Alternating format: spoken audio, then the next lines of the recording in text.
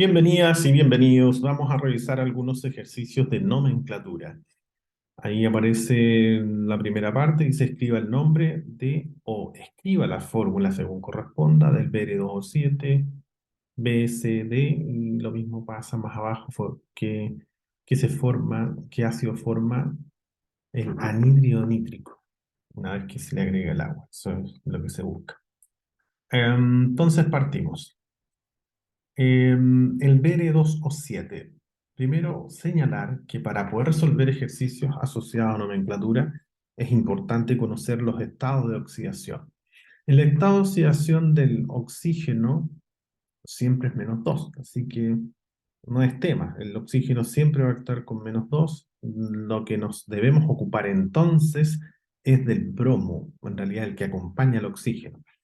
El bromo pertenece al grupo de los halógenos, así que sus estados de oxidación son 1, 3, 5 y 7. Esos son los estados de oxidación.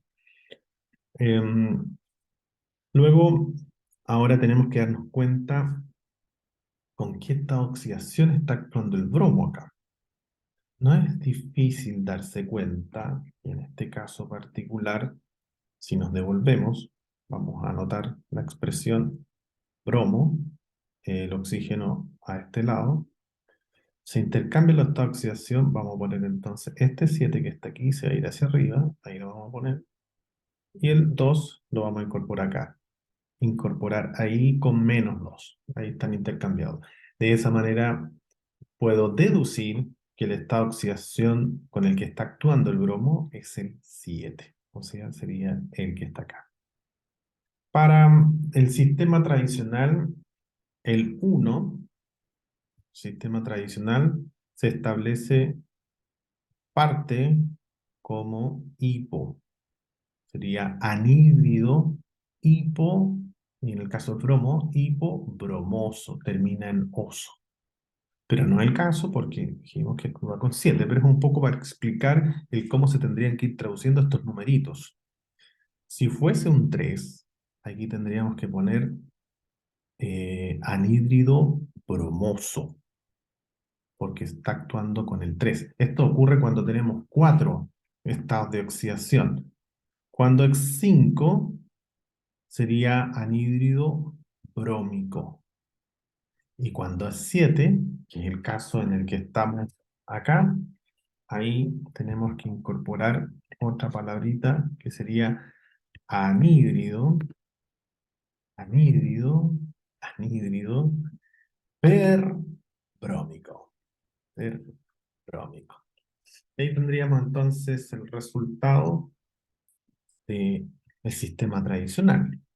Si nos vamos al Stoke, Stoke trabaja también de una manera más sencilla, pues, pero porque incorpora en forma explícita el estado de oxidación. Entonces acá lo único que decimos, bueno, esto es un óxido porque se está combinando un no metal con un oxígeno, un óxido. ¿De qué? De bromo, un óxido de bromo. Y le incorporo el estado de oxidación en número romano. Esa es la diferencia. Entonces, de esa manera, en forma explícita, Stoke establece cuál es el estado de oxidación con el que actúa el bromo. Y el sistemático, que es muy sencillo, para eso tengo que conocer los sufijos. Por ejemplo, si hay un solo átomo, hablamos de mono. Si hay dos átomos, hablamos de di. Si hay tres átomos, hablamos de tri. Si hay cuatro, tetra, penta, bueno, etcétera.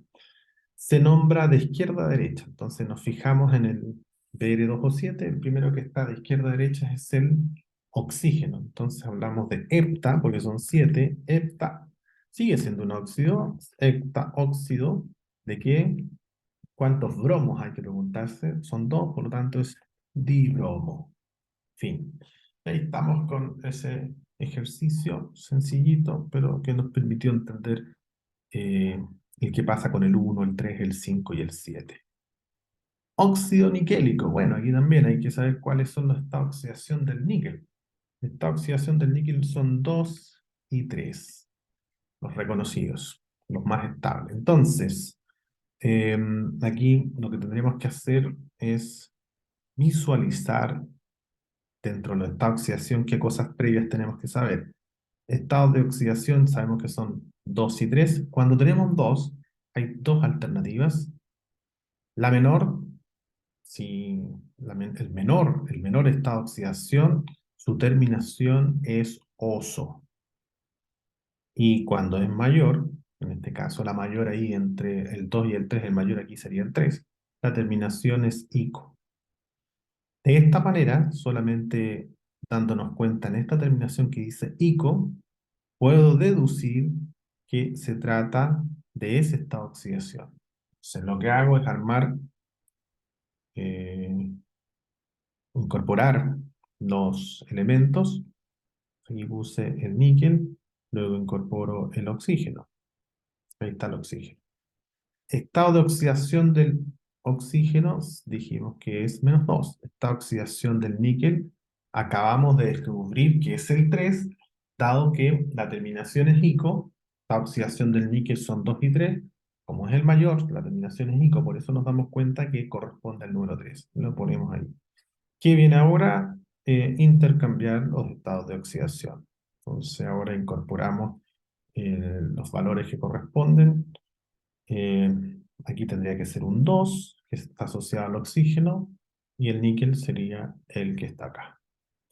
Fin del ejercicio. Y sería óxido níquelico. Avanzamos. Clorato potasio. Este es un camino un poquito más largo, pero no menos complicado ni difícil. Aprovechándonos de lo que vimos anteriormente, esta oxidación de, bueno, del potasio más uno, pero lo que me interesa es el cloro, es de los residuos halogénicos. 1, 3, 5, 7. Son los mismos que el bromo. Cloro, bromo, yodo son parte del grupo halogénico. Este nombre, clorato, responde a un residuo halogénico. Y los residuos halogénicos son aquellos que se forman desde un ácido. Entonces, aquí tenemos, por ejemplo, un ácido. Un ácido. Los ácidos vienen acompañados de protones. Cuando le saco un protón al ácido, el ácido queda transformado en una sal prácticamente, en un residuo halogénico cargado negativamente, ¿vale? Entonces, cuando el ácido tiene una terminación, por ejemplo, ácido sulfúrico, estamos hablando de terminación sulfúrico, terminación ico, su residuo halogénico es sulfato, o sea, la terminación es ato. Ahí tenemos el caso de sulfúrico, ácido sulfúrico, si le quito un protón pasa a ser un sulfato. Y ese sulfato se combina con cualquier catión, por ejemplo, eh, potasio, sulfato sodio, son los más famosos. Pero, ¿qué ocurre cuando estoy en una otra condición? Por ejemplo, estoy con oso, ¿sí? Terminación oso. Ahí, la terminación acá, si se dan cuenta aquí dice ato, este termina en ito, ¿sí? Ito. En el caso particular de acá, aquí hablamos, si se recuerdan de lo que estamos viendo en el ejercicio anterior, y como estamos en torno al cloro, aquí podríamos hablar del anhídrido hipocloroso, o del anhídrido cloroso, o del anhídrido clórico, o del anhídrido perclórico. Entonces, si nos vamos por parte, pensemos en que está actuando con esta oxidación 1. Diría yo anhídrido hipocloroso. Y su residuo halogénico debiera ser hipoclorito. Si fuese acá cloroso, sería hipoclorito nomás, no hipoclorito. Si acá cloroso, sería clorato. Y si fuera con 7, sería perclorato. Ahora miramos arriba, y aquí dice clorato. Entonces, está actuando con estado de oxidación 5. Con ese numerito, con el 5, nos vamos a formar el anhídrido. Entonces, el anhídrido incorporamos el cloro, porque sabemos que tiene cloro, y como es anhídrido, tiene que venir un oxígeno. Y lo que hacemos es utilizar los estados de oxidación. Sabemos que este está actuando con 5 y sabemos que el oxígeno siempre actúa con -2. Intercambio de estados de oxidación y nos queda entonces como Cl2O5. Ese sería el anhídrido que está formando. Y sería un anhídrido clórico, porque está terminando en el número 5. Recuerden que aquí sería hipo, oso, oso, ico, así que sería anhídrido clórico. Que si yo le sumo el agua, debiese formar el respectivo ácido. Entonces, sumemos el agua y vamos a ver qué obtenemos entonces con ese. En este caso sería, primero hay que partir con el hidrógeno porque es un ácido. ¿Cuántos hidrógenos hay? Dos, aportados por el agua. Luego continuamos con el no metal, que es el cloro. ¿Cuántos hay? Dos. Y ahora el oxígeno, cuidado porque hay que sumar lo que tiene, lo que aporta el cloro, el anhídrido, más lo que aporta el agua. En este caso serían seis. Cinco por parte del anhídrido y uno por parte del oxígeno. Esto es susceptible de poder simplificar. Claro, lo que uno observa aquí, que se puede simplificar este 2 con este 2 y con este 6. O sea, nos quedaría el compuesto como H, voy a simplificar por 2, ClO3. HClO3. Y ahora nos vamos a lo que habíamos dicho anteriormente, que significa sacarle un hidrógeno a este ácido, porque este es el ácido, ¿sí? Ácido clórico. Al sacarle un hidrógeno, va a quedar como clorato. Entonces, ¿cuál va a ser el clorato aquí? Va a quedar ClO3 con carga negativa, porque le quité un protón, por eso queda cargado negativamente. Y que si ahora le sumo el respectivo ion o catión, en este caso el catión estamos hablando del potasio, lo incorporo acá, entonces el potasio, junto al potasio más, ahí, esto finalmente nos queda como, primero va el potasio, KClO3, fin del ejercicio. Ese vendría siendo el clorato de potasio. Este es otro similar al anterior. Aquí hay que entender, comprender que el foco de atención no está puesto en el oxígeno o con el hidrógeno, porque es más uno el hidrógeno, oxígeno es -2. El carbono tiene esta oxidación 4.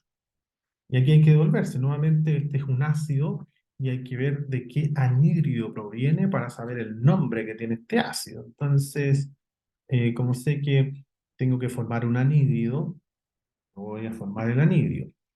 Entonces, sé que el anhídrido, en este caso particular, es un carbono con un oxígeno. Y incorporo los estados de oxidación. Esta oxidación del carbono, 4, oxígeno, -2. Único esta oxidación del carbono, y como es único, la terminación va a ser ico, porque hay uno solo, no hay dos estados de oxidación, no tiene ninguna posibilidad de ser os, así que pasa a ser siempre ico. Hacemos los intercambios que corresponden, entonces nos va a quedar CO, aquí el 4 lo voy a incorporar aquí, para que nos demos cuenta que estoy haciendo el cambio, y el 2 va a estar incorporado a este otro lado. ¿Es posible poder hacer una simplificación? Por supuesto. Quedaría como CO2, en el entendido que estamos simplificando o dividiendo por 2, ¿sí? Por esa manera queda como CO2. Y luego debiésemos sumarle agua. Bueno, a este anhídrido, ¿cómo se llama? Anhídrido carbónico, o dióxido de carbono, que es con el método sistemático. Entonces, si yo le agrego el agua, me interesa saber cuál es su nombre. Aquí sería H, primero el H porque es un ácido, luego viene el carbono, que hay uno solo, y luego viene el oxígeno, que ahí me coincide con este que está acá. Así que ahí ya tenemos clarito que efectivamente a lo que llegamos es el mismo con el que partimos acá, ese que está ahí. De esta manera, entonces, el nombre que recibe este compuesto es el nombre del que tenía el anhídrido anteriormente. En este caso sería ácido carbónico. Ácido carbónico, porque provenía del anhídrido carbónico o dióxido de carbono. Fin. Anhídrido nítrico, aquí tenemos otro anhídrido, es más o menos similar, no está oxidación del nitrógeno, 3 y 5. Esos son los estados de oxidación del nitrógeno. Y aquí está sencillo, este está prácticamente tiradito, porque aquí tendríamos un nitrógeno acompañado de un oxígeno. El oxígeno, sabemos su estado de oxidación, que va a ser -2, y el estado de oxidación, aquí tenemos que fijarnos en esto. Tenemos dos estados de oxidación, el 3 y el 5. La terminación es ico.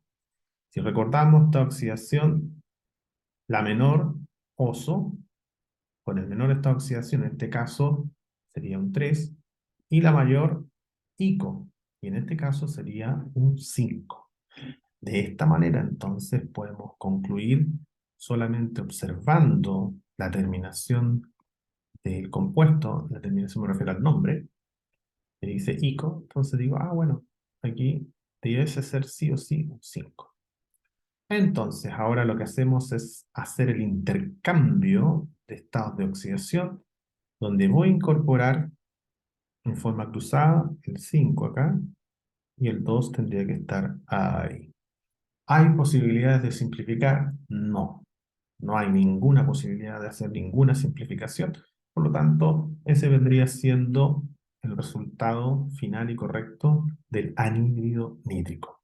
Eso es todo. Nos vemos entonces. Chao.